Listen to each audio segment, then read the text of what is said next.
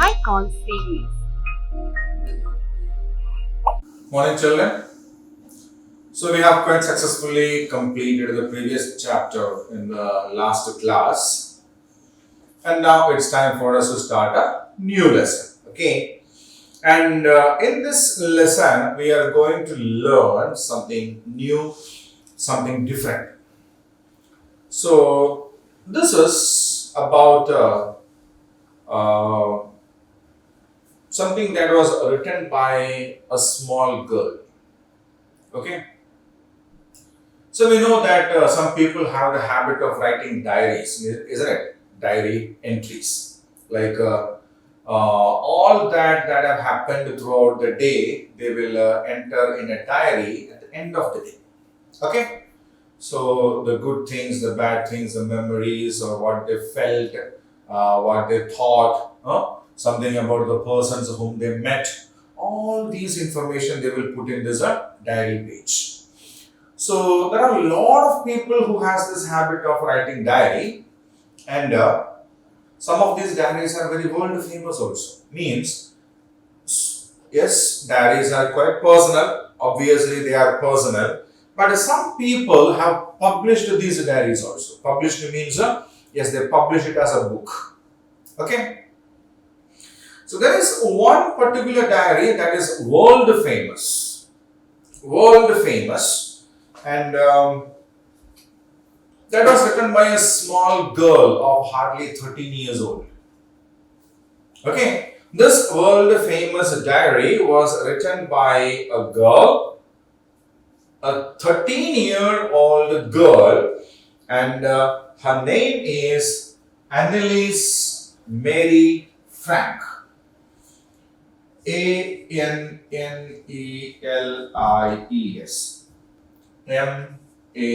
Marie.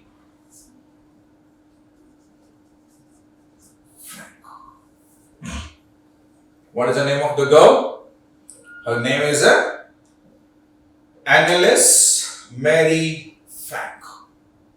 So she is usually known as Anne Frank, right? Her full name is Anneliese Mary Frank, and she is known mostly as Annie Frank. So, Annie Frank was actually a German Jewish girl. Okay? So, they were basically German, and they were Jews. Jew is actually, a group of people. Okay? A different religion kind of a thing. Okay? And it was the Second World War time. Second World War. What do you mean by World War? Yeah, a World War is a war in which the maximum number of countries in the world have participated. The entire world divides into two groups and they fight. So it has happened twice in the history. First World War and the Second World War are what we call them. And the Second World War actually happened from 1939 to 1945. What is that? Second World War.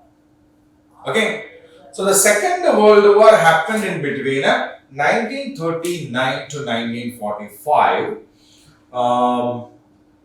Germany was one of the leading powers on one side, and the other side we had England, Japan and all. Okay. So Germany was then ruled by one of the most powerful rulers of all times. His name is Adolf Hitler. His name was Adolf Hitler. Now, one basic problem that Adolf Hitler had was he hated Jews. Okay, the Jewish people, the people who belonged to the community of Jews, he hated the most. And he had made it a policy that the German soldiers should kill as many Jews as possible. Okay, So that also was one of the reasons for this war also. So whatever. Annie Frank belonged to a Jewish family, and her father was actually working in Netherlands, right? It's another country in Europe. Where is that? Netherlands, right?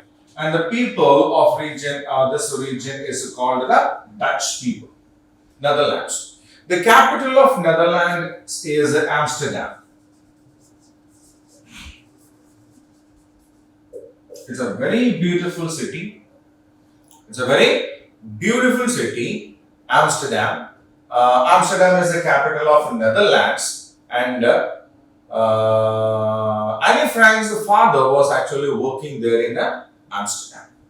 Okay, so Anne Frank's father was a German. They were Jewish, and he was working in Amsterdam. Netherlands was defeated by Germans. Netherlands was defeated by Germans, and the German army was actually traveling throughout the Netherlands in search of the Jewish German people. Right? Jewish German people. Why? Yes, they want to kill all the Jewish people on the world. Okay? So Anne Frank had then just celebrated her 13th birthday. Anne Frank was a small girl at that time, and she had just celebrated her 13th birthday, and a diary was gifted to her on her 13th birthday. Okay, somebody gave her a gift, and that gift was a diary. So she felt this diary very close to her.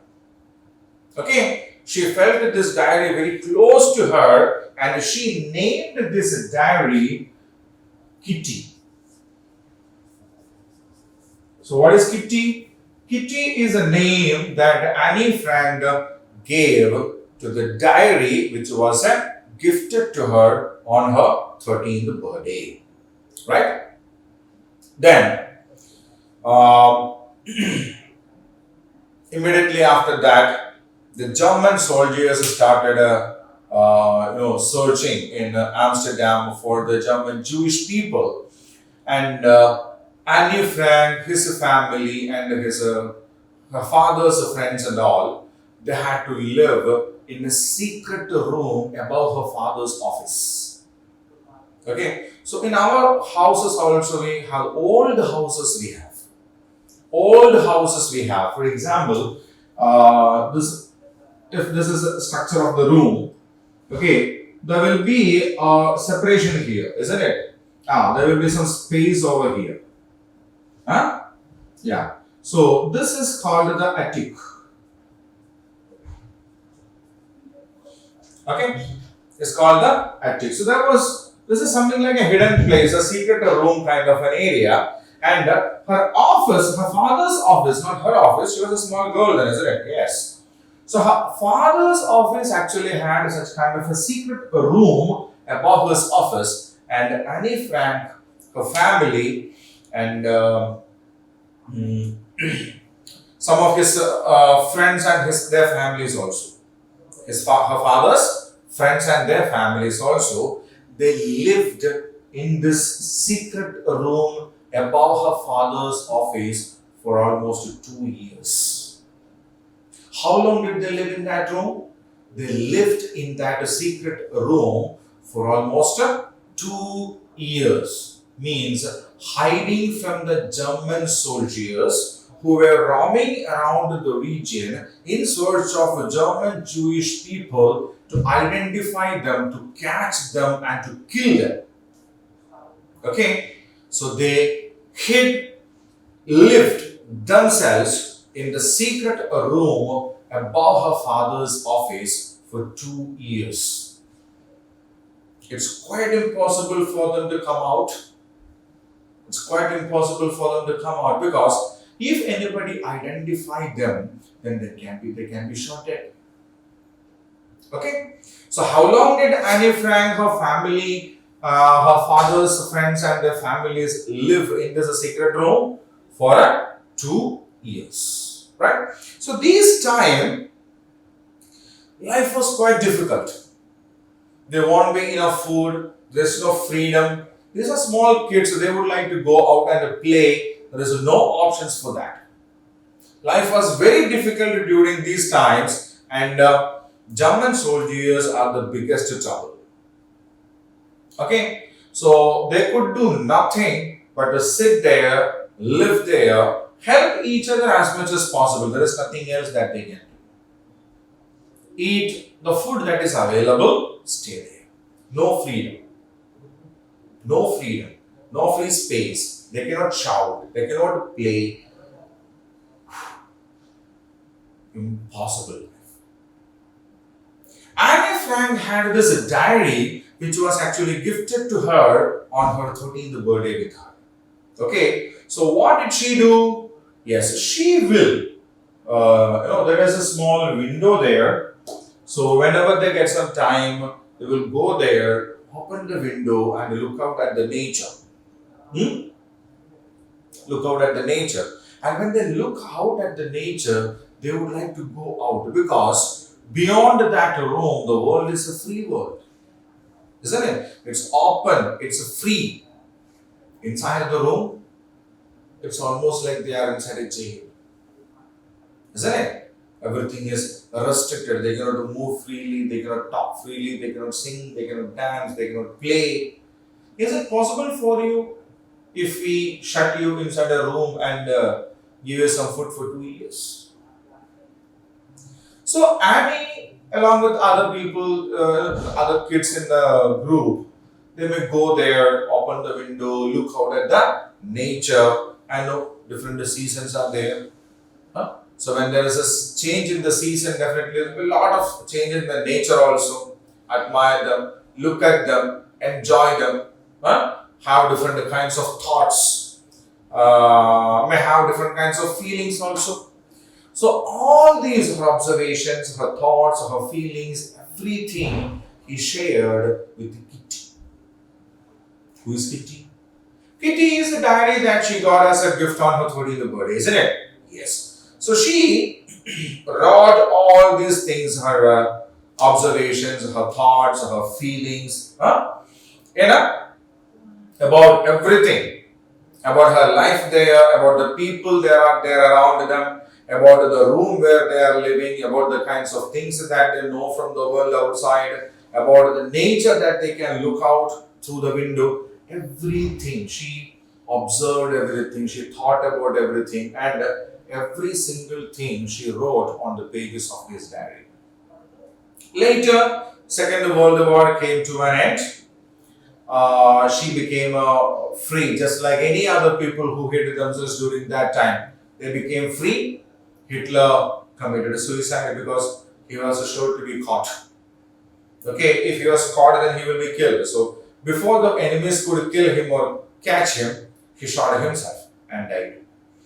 So World War II came to an end. These people became free and they came out of their hidings. And later, after many years, she even published the diary as a novel. Right? So the diary that Anne Frank wrote was named as the Diary of a Young Girl. So what is a book which is actually the diary written by Anne Frank? Yeah, a diary, the Diary of a Young Girl, written by Anne Frank. Okay, and this was actually published after her death. During her, when she was alive, it was still kept as a personal thing. But after her death, these writings, whatever she has written over there, was published as a novel. Right? So in this lesson, actually what we have got is a page, what she has written in a diary. Okay? So this diary was actually written on February 23rd, 1944.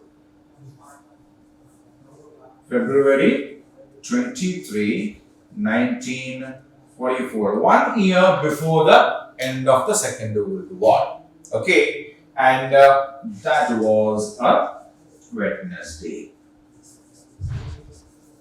So this is the way we start the diary. So nowadays in the diaries they do already mention the year, the date, the day and all, isn't it? Yes. If there is not, if those things are not mentioned, like the year or the day or the date are not mentioned, then we have to mention that, right?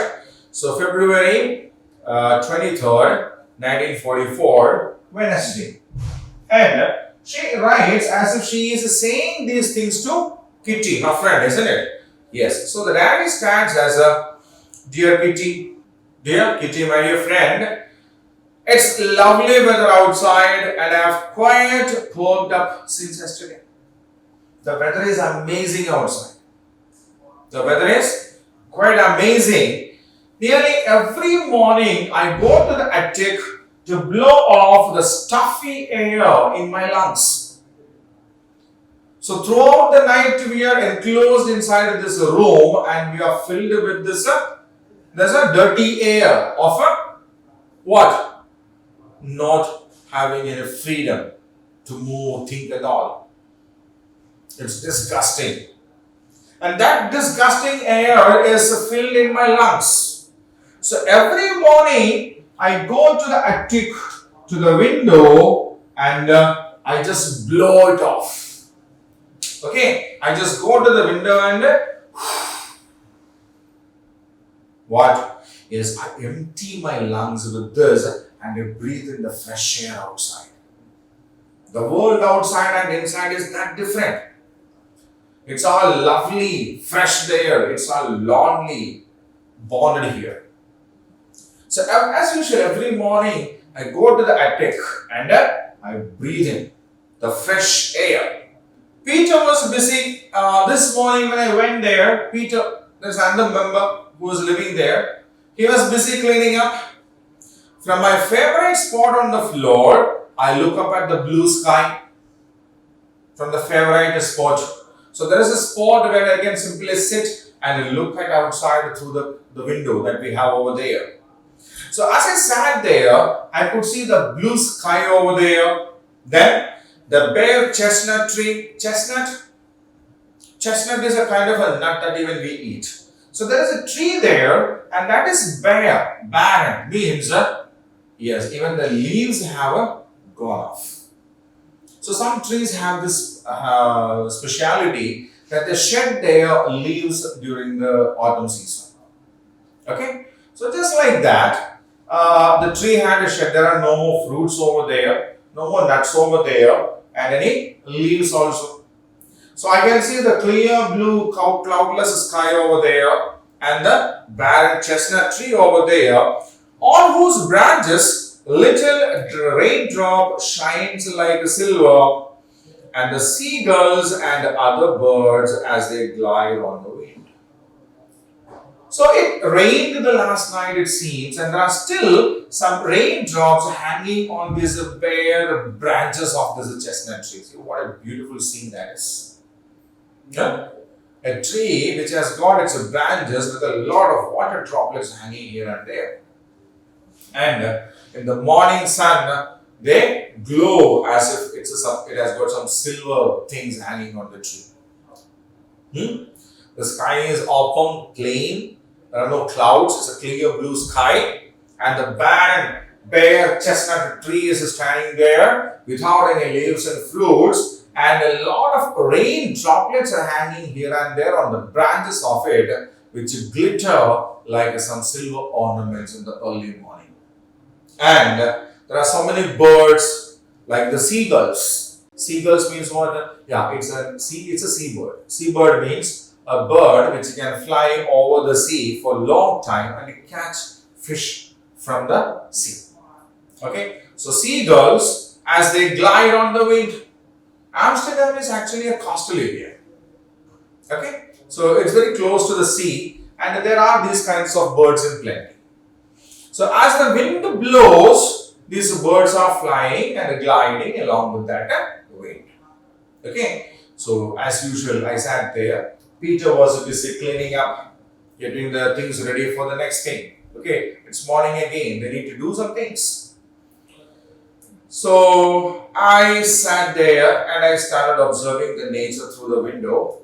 And he stood with his head against a thick beam and I sat down.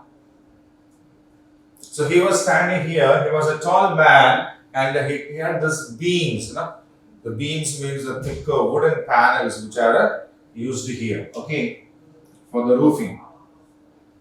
So he was standing against that because he had a beam here and she was sitting there. And what was he doing there? We breathed the fresh air, looked outside, and both felt that the spell should not be broken by the words.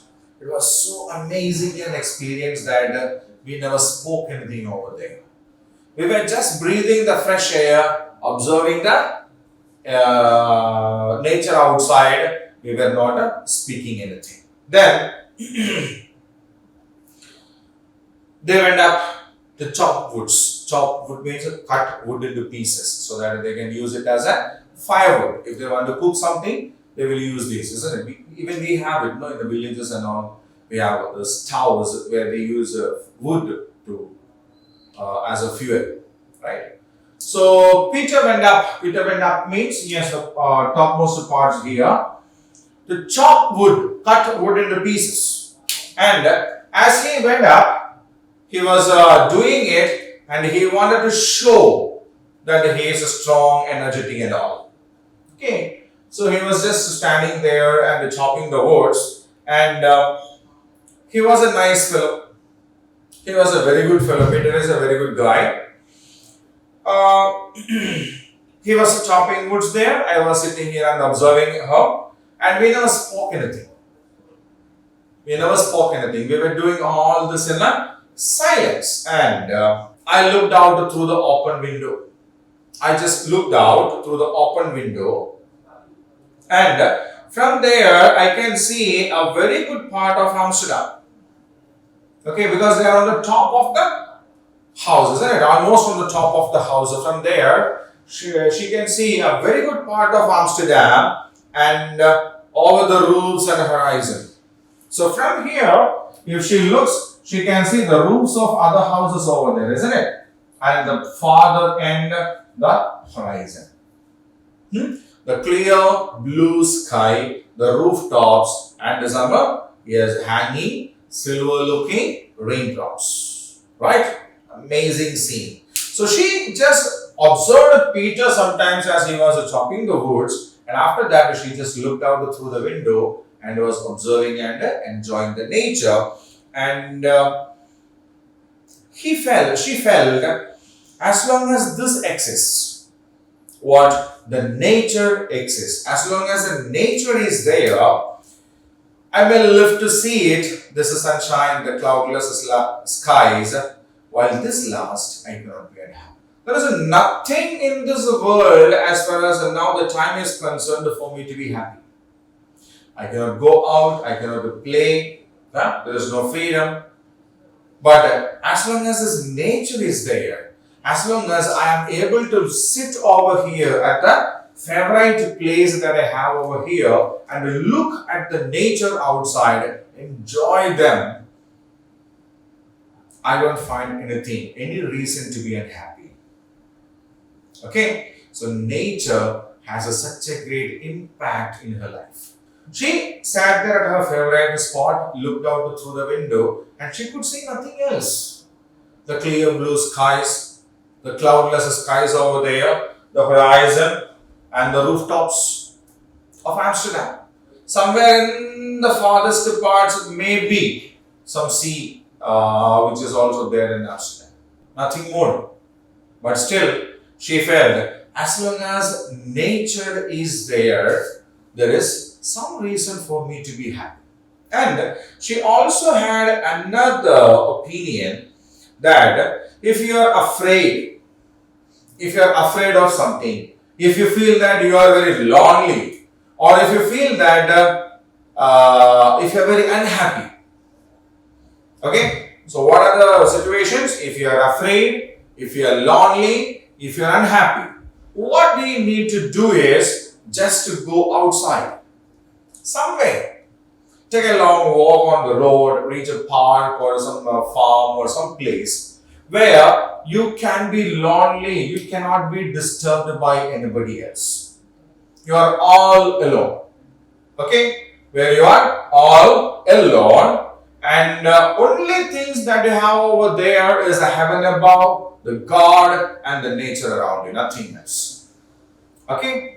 So if you are lonely, if you are sad, or if you are afraid of something, just to take a walk to a place where there are only you, the nature, the God, and the heavens. Right? Then you will feel much inspired, much changed, because nature has such kind of an impact on us. Nature can bring such a kind of changes in us that we will forget everything around. All our sorrows, all our fear, all our sadness, all our loneliness will be lost once when we start to get ourselves involved in the nature. The moment we start to realize that we are also a part of the nature, then we will become very happy. Just like the flowers, just like the butterflies, just like the grass, the stones, the trees, the farms, the hills, the rivers, the lakes, we are also part of it. Okay? Now, then we will have the courage. See, Annie Frank with her family and all these people together lived in that room for 2 years. 2 years.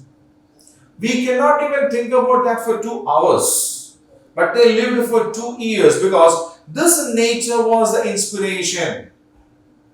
Nature is ultimate inspiration. Whenever we feel that we are running out of inspiration, whenever we need some encouragement, look at nature. Nature can give it to the best level. Okay? As long as this exists. As long as this exists. Because, see, God has created the world, God has created us, and what God actually wants is to see us happy among all that He has created. The nature, the hills, the mountains, the rivers, the trees, the birds, the seas, the seashore, all these are created by God. And He will be very happy to see us happy in among that. Wars, troubles, problems, these are man-made. We created these kinds of issues. Okay? And God would never like to watch us to be among all these things. God will be ultimately happy to see us. It's very simple. We need not try to do something, big, very huge things to make God happy. If we are happy with those things that are around us in the nature, then God will be happy because God has created all these things for us. Got the point? Huh? The fruits, the flowers, the trees, the plants, the birds, the butterflies, the insects, the animals, the hills, the mountains, the rivers, the streams, the plains, the grasslands, the nature, the sky, the rainbow, the rain, the sunshine, the snow. Everything in this world God has created for us. If we are happy with that, then obviously the God also will be happy. Very simple. On your birthday, you brought chocolates. Why? You want to give the chocolate to your friend and to make your friend happy. If your friend is happy with the chocolate that you give, you also will be happy, isn't it? If your friend is not happy, how do you feel? You also will feel unhappy. In the same way, if we are happy with what we have around us in the nature, the God also will be happy. But what do? We do create troubles, wars, problems, issues, damaging the nature itself. So, as long as the nature is there as what it is, we will be happy, and as long as we are happy, God also will be happy. That is what Annie left. Okay? I know that there will always be comfort for every sorrow, whatever the circumstance may be. As long as the nature is so, whatever the circumstances we are in, when we look at the nature or when we try to become the part of the nature, definitely we will get comfort. Definitely we will find comfort. Got it? Yes. Then, I firmly believe that nature brings a solace. Solace means what? Comfort. Solace means a comfort. Oh, who knows? Perhaps it won't be long before I can share this overwhelming feeling of bliss with someone whom feels the way I do about it. So Peter also is there, no? Peter also feels the same thing. He is also much worried and troubled about it. Is the life they had been leading. But she was sure that someday, very soon, I may be able to share these kinds of feelings that I feel with Peter. See, they came to the window. They took a long breeze of the fresh air, and they just looked out through the window, but they didn't speak anything, isn't it? So Peter also feels the same thing that what Anne was feeling, but they were not sharing. So Annie knew it that Peter also has the same feelings, and now she thinks very soon I may be able to share these kinds of feelings with someone who also feels it the same. Yours, Annie. So we start the diary by addressing the diary, and we end it with a signature, and that is yours, Annie. So all throughout the diary, there's the diary of a young girl. Same way, the thoughts, the feelings, the emotions, everything that she felt during her life in that single room. The secret room was shared. And the world came to know how the people suffered or how the people were affected by this world war through her diary. Okay, so Annie Frank has such a great importance in the English literature now because of this diary, right?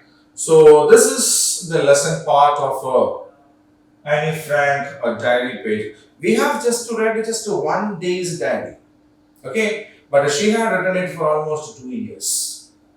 Almost for 2 years, she had written it in the same way. And the entire diary, all the pages that she had written in that diary got published after her death.